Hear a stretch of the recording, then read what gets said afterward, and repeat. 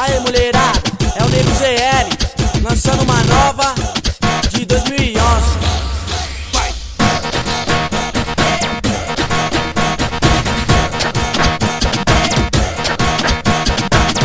Ó o dia a dia dessa novinha, menina é problema. Pique bandida, final de semana na beira da praia. Tá de jet ski, de junta na cara. Na internet é a mais procurada, novinha relíquia é a mais cobiçada. Vivi no Twitter e no Orkut, no MSN também Facebook.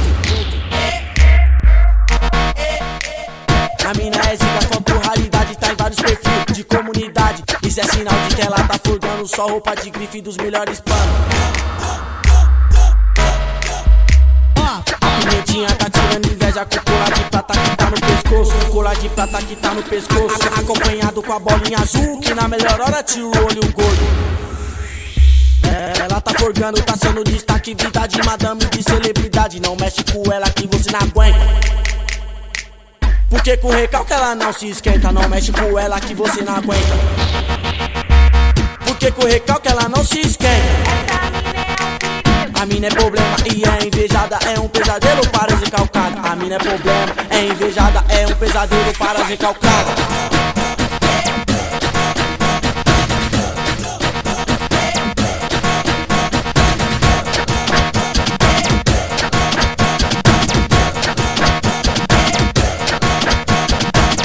Ó o dia a dia dessa novinha, menina é problema. Pique bandida, final de semana na beira da praia. Tá de jet ski, de junta na cara. Na internet é a mais procurada, novinha relíquia é a mais cobiçada. Vivi no Twitter e no Orkut, no MSN também Facebook.